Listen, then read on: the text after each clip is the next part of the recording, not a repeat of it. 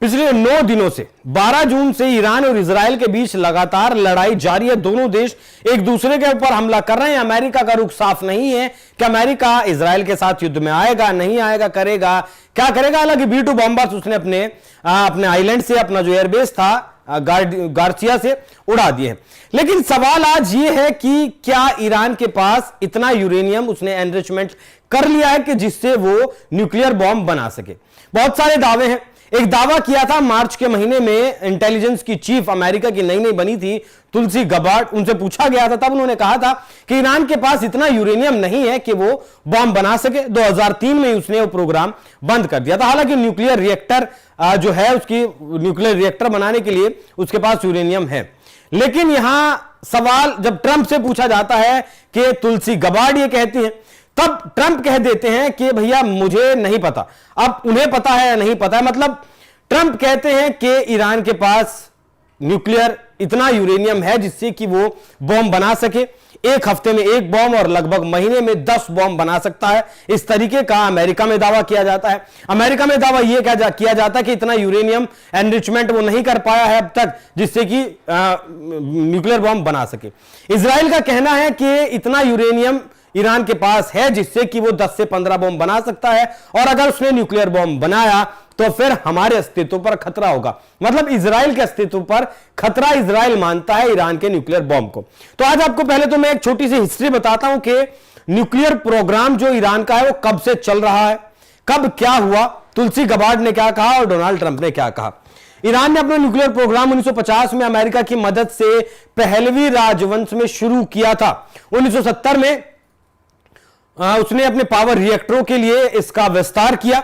उसके बाद 1979 में धार्मिक क्रांति के बाद इस प्रोग्राम को रोक दिया गया। ईरान इराक युद्ध के बाद प्रोग्राम धीमा हुआ जो 8 साल तक चला था। 1980 से 1988 तक जो युद्ध चला था। 1990 में पाकिस्तान नॉर्थ कोरिया की मदद से ईरान ने सेंट्रीफ्यूज हासिल कर लिया था जिससे कि रिएक्टर्स को बनाया जा सके। साल 2000 में फिर से प्रोग्राम को तेज किया गया। 2003 तक यह चला। अब तुलसी गबार्ड का दावा है कि 3 में बंद कर दिया गया। 2015 में 6 देशों के साथ ईरान का एक समझौता हुआ था जिसे कहा गया था JCPOA। अमेरिका, चीन, ब्रिटेन, रूस, फ्रांस और जर्मनी इन देशों में शामिल थे। P5+1 इन्हें कहा जाता है। इस समझौते के तहत ईरान के न्यूक्लियर प्रोग्राम को सीमित किया गया था। मतलब क्या, आप रिएक्टर बनाएंगे बस। ओबामा के द्वारा यहां $1.2 बिलियन की मदद भी दी गई थी कि हम आपके ऊपर से आर्थिक जो सैंक्शन है वो हटा लेंगे। ईरान के ऊपर से आर्थिक प्रतिबंध हटाए गए थे उस दौरान जब ये डील हुई थी। बदले में IAEA को न्यूक्लियर प्रोग्राम की निगरानी करनी थी। मतलब ये कहा गया था कि जो तुम्हारे न्यूक्लियर प्रोग्राम जहां चल रहे हैं वहां IAEA निगरानी रखेगा, देखरेख करेगा कि तुम लोग क्या बना रहे हो, क्या नहीं बना रहे हो। अब यहां तुलसी गबार्ड का भी जो मार्च का बयान है उसे भी सुनिए, और अब उन्होंने क्या कहा वो भी मैं आपको दिखाता हूं। दिखाइएगा जरा। ईरान कोई परमाणु हथियार नहीं बना रहा, और उसके सर्वोच्च नेता ने भी 2003 में निलंबित किए गए परमाणु हथियार कार्यक्रम को दोबारा शुरू नहीं किया। अमेरिका ईरान के यूरेनियम संवर्धन पर करीबी नजर रख रहा है जो अपने उच्चतम स्तर पर पहुंच चुका है। 2 लाइनों को यहां पकड़कर चलिएगा।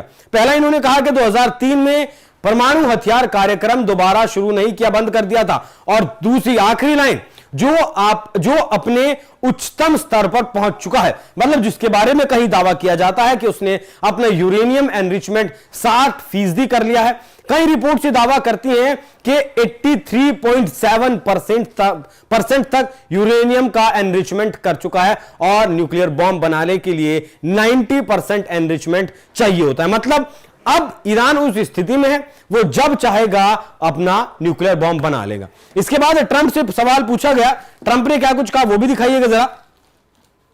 ट्रंप ने कहा था कि तुलसी गबार्ड ने जो कुछ कहा है वो मुझे नहीं पता है।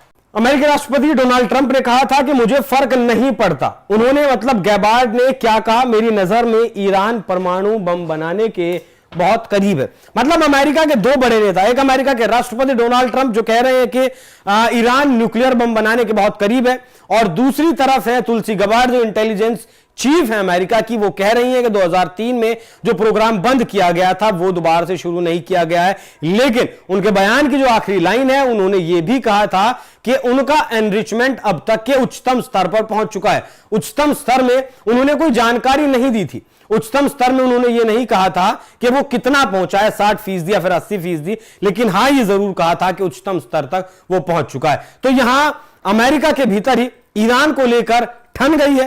तुलसी गबार्ड के बयान को जिस तरीके से तुलसी गबार्ड ने कहा कि मेरे बयान को तोड़ मरोड़ कर पेश किया गया, लेकिन जिस तरीके से ट्रंप ने जवाब दिया कि मुझे फर्क नहीं पड़ता कि तुलसी गबार्ड क्या सोचती हैं, वो अपने आप में दिखाता है कि ट्रंप एक सिर्फ छपास के आदमी है। उन्हें सिर्फ मीडिया की हाइलाइट्स चाहिए, उसके लिए वो अपने अधिकारी को भी बेइज्जत करने के लिए मीडिया के सामने तैयार बैठे। बाकी B-2 बॉम्बर्स डियागो गार्सिया से भेज दिया गया है। 4 B-2 बॉम्बर्स भेजे गए हैं जो फोर्डो में ईरान का न्यूक्लियर जो केंद्र है, न्यूक्लियर जहां एनरिचमेंट लगातार किया जा रहा है, जहां उसके सेंट्रीफ्यूजेस रखे हैं, वो 300 मीटर नीचे की गहराई में है। और उसके लिए SGBU 57 जो बॉम्ब है, लगभग 9 से 10 टन का जिसका वजन है, वो ही वहां तक पहुंच सकता है। एक बॉम्ब 60 फीट की गहराई तक जा सकता है, 60 मीटर की गहराई तक जा सकता है, माफ कीजिएगा, और 300 मीटर नीचे उसका परमाणु संयंत्र बना हुआ है। तो अब देखना होगा कि एक तरफ ट्रंप ने यह भी कहा है कि मुझे 2 हफ्ते का वक्त लगेगा, मैं 2 हफ्ते का वक्त चाहूंगा इसमें कि मैं इजराइल के साथ जाऊंगा या नहीं जाऊंगा। जाऊंगा तो किस तरीके से जाऊंगा, क्योंकि फुल फ्लैज वॉर में अगर जमीन से अमेरिका किसी भी देश में युद्ध लड़ने के लिए जाता है, तब अमेरिका का जो स्ट्राइक रेट है वो बेहद खराब रहा है। वियतनाम में जब अमेरिका की सेना गई थी, 20 साल तक वहां वो लड़े थे, लेकिन आखिर में अपना बोरिया बिस्तरा वहां से समेट कर वापस आना पड़ा। उसके बाद अफगानिस्तान में भी लगभग 2008 के बाद, 2003 के बाद से लगातार वहां लड़ाई उन्होंने की, और वो ट्रंप ही थे में जिन्होंने अपनी सेना को वहां से वापस बुलाने का काम किया था।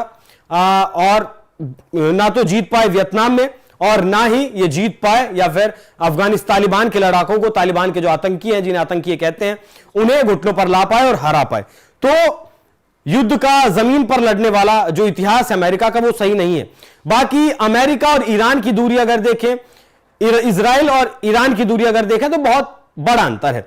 जमीन से ये युद्ध लड़ा जाएगा, पाकिस्तान के रास्ते एंट्री होगी, अफगानिस्तान के रास्ते एंट्री होगी भी या नहीं होगी, तो मतलब जमीन के रास्ते ये युद्ध नहीं लड़ा जाएगा। इस बात के चांसेस, इस बात की पॉसिबिलिटीज ज्यादा हैं।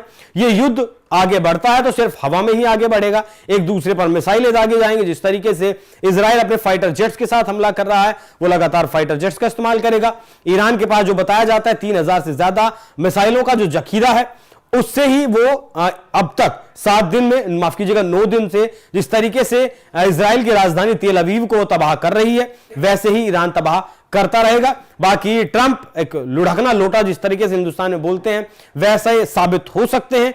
और यह भी हो सकता है कि इन 15 दिनों के बाद, 2 हफ्ते का जो वक्त मांगा है, उसके बाद ट्रंप साथ छोड़ दे इजराइल का। और जिस तरीके से आज इजराइल अकेला है और वो ईरान के साथ लड़ रहा है, वैसे ही लड़े। हालांकि इजराइल इस बात की पुष्टि कर चुका है कि खमेनेई जो फिलहाल सुप्रीम लीडर ईरान के हैं, वो इजराइल के निशाने पर हैं और वो उन्हें मारकर दम लेगा। मतलब जिस तरीके से टारगेटेड अटैक कर ज्यादातर कमांडर ईरान की सेना के, ईरान की जो फोर्सेस हैं या फिर सरकार में जो बड़े लोग बैठे थे, उन्हें जिस तरीके से टारगेट कर मारा गया है, वैसे ही खामनेई को भी टारगेट करने की कोशिश इजराइल कर रहा है। और साथ ही ट्रंप ने भी यह बयान दिया था कि हमें पता है कि खामेनेई की लोकेशन क्या है, खामेनेई कहां है, जब चाहे हम खामेनेई तक पहुंच सकते हैं। बाकी बहुत कुछ इंटरेस्टिंग होना इस लड़ाई में भी बाकी है। ट्रंप सबसे ज्यादा इंटरेस्टिंग कैरेक्टर इस लड़ाई में है। इजराइल को उन्होंने इस लड़ाई में भेज तो दिया है, लेकिन जिस तरीके से यूक्रेन को उन्होंने अकेला छोड़ दिया था, ठीक वैसे ही फिलहाल तक इजराइल को भी उन्होंने अकेला छोड़ दिया है। साथ ही इजराइल के हथियारों की पोल भी दुनिया में खुल रहे हैं कि इजराइल की जो आयरन डोम की जो मिसाइलें हैं, उसका जो कोटा है वो घट रहा है लगातार, उसका जो जखीरा है वो बर्बाद हो रहा है और लगभग 1 हफ्ते का ही उसके पास गोला बारूद बचा हुआ है। अब ये बात बताने के लिए किसने दुनिया को कहा था, किसने नहीं कहा था, क्या नेतन्याहू ने ऐसा कहा था, वो समझ से परे है। लेकिन ट्रंप खुद क्या बोलते हैं, खुद क्या बात करते हैं, वो ट्रंप को भी नहीं पता है। बाकी तुलसी गबार्ड के बयान को लेकर जिस तरीके से ट्रंप ने बयान दिया है, उस पर आप लोग क्या राय रखते हैं, कमेंट कर जरूर बताइएगा। नमस्कार।